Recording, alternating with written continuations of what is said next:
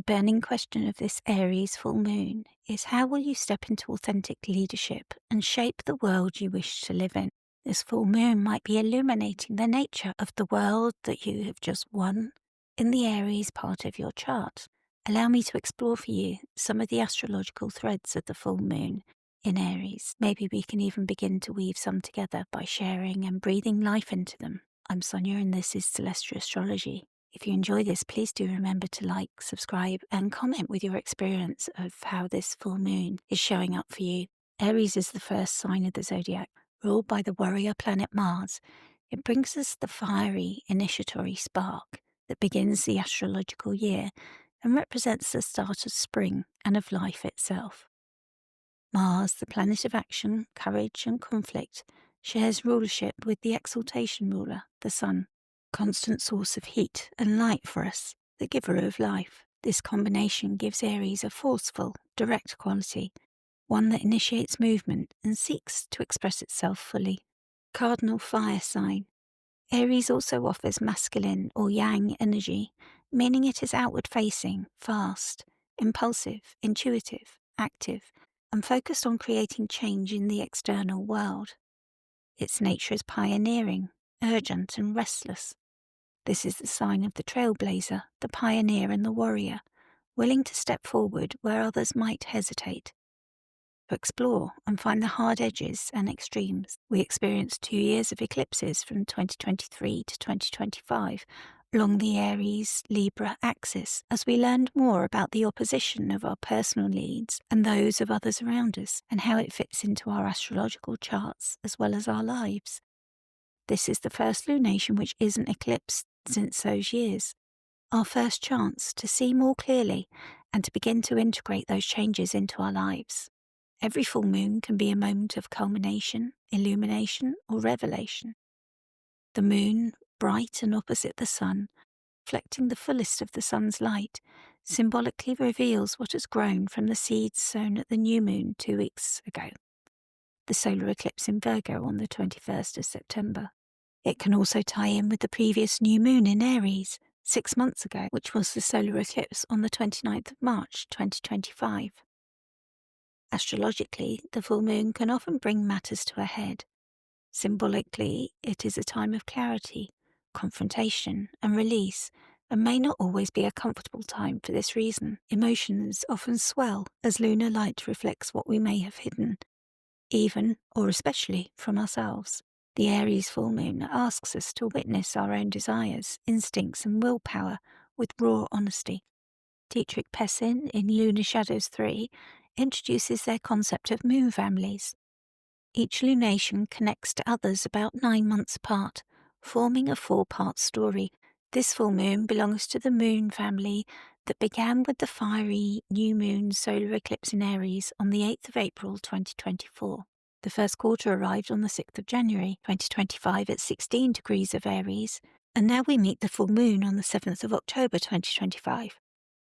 The final chapter will be told at the last quarter on the 7th of July 2026 at 15 degrees of Aries. For those with planets or angles within 12 to 22 degrees of the cardinal signs, that's Aries, Libra, Cancer or Capricorn, this is more likely to be impactful. Make a note of the dates, or check back in your journal or photos to see if the new moon and first quarter moon dates tell you the first parts of the story.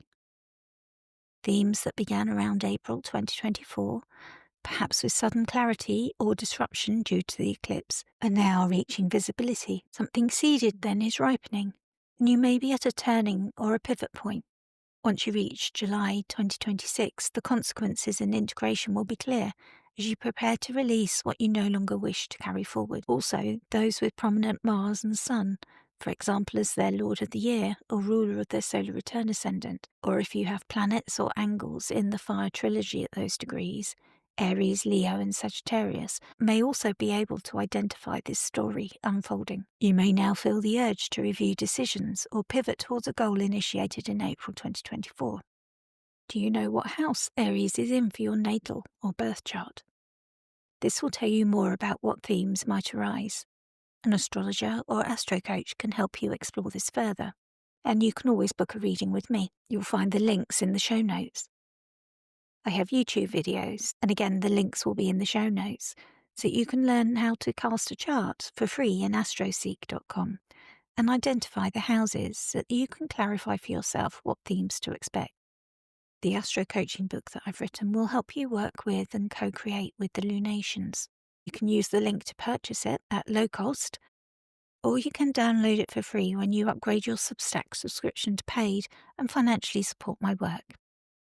The subscription is low cost, it's the lowest level that Substack allows, and because I know things are tight, I've thrown in an astrology readings discount too. You'll be invited to join our live monthly Zoom Q&A meetings, and you can also ask horary questions by donation. Back to the decan of Aries 2, the crown.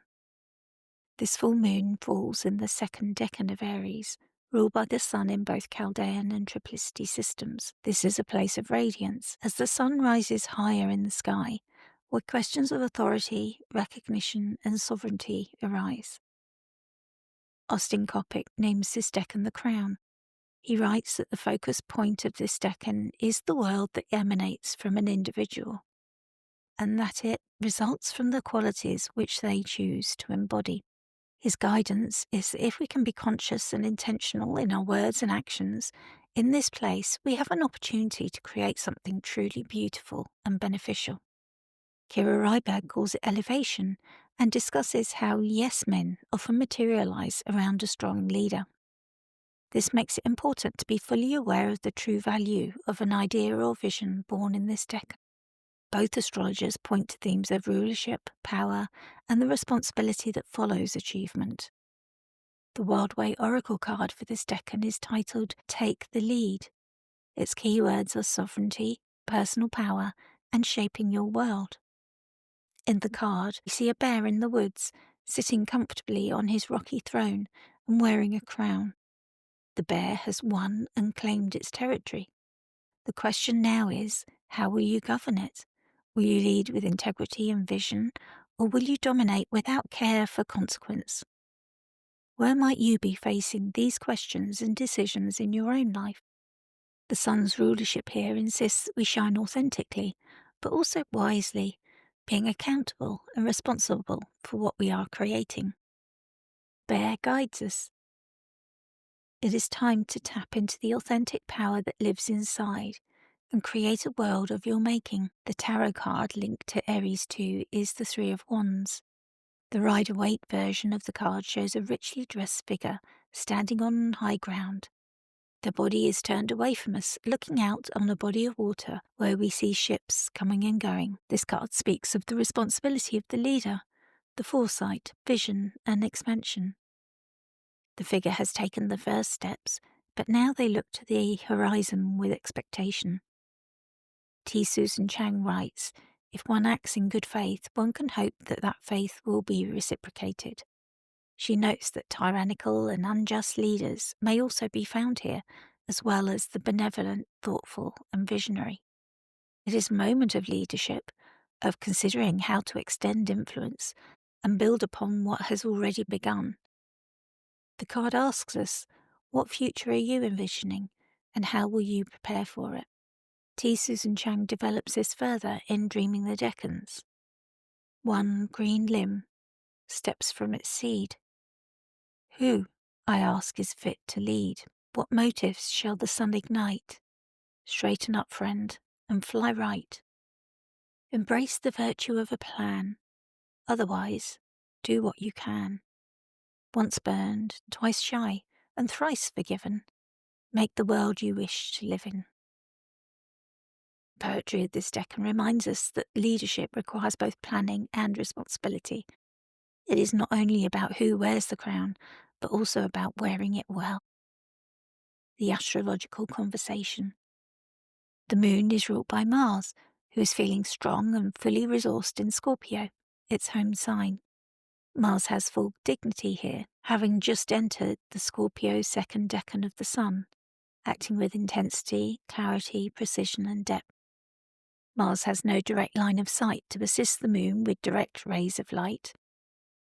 However, as the moon and Mars are in Mars-ruled signs, Scorpio and Aries, through liking girding, there is support for mutual goals from the ruler Mars. Mars is co-present with Mercury.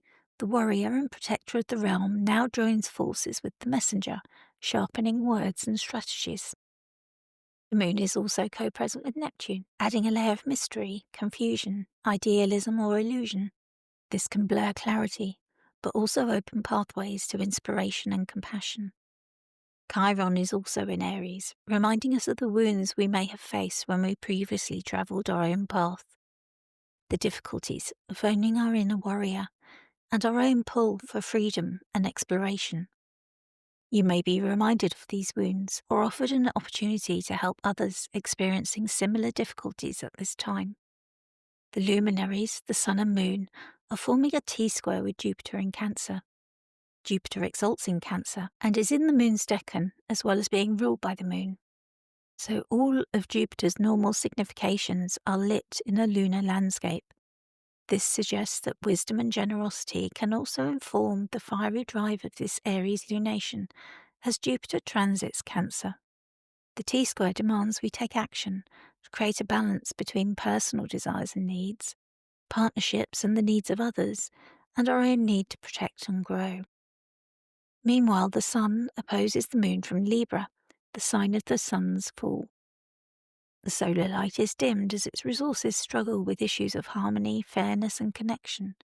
In addition to this, ruler of Libra, Venus, is in the previous sign of Virgo, also in fall and preoccupied with her own struggles, unable to assist.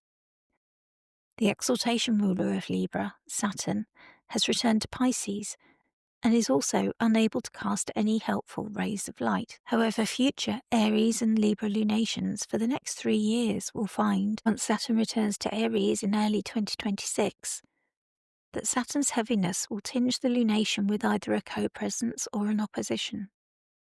For now, the luminary's opposition is sharpened by Jupiter's involvement, making this full moon a crossroads between self-assertion and connection.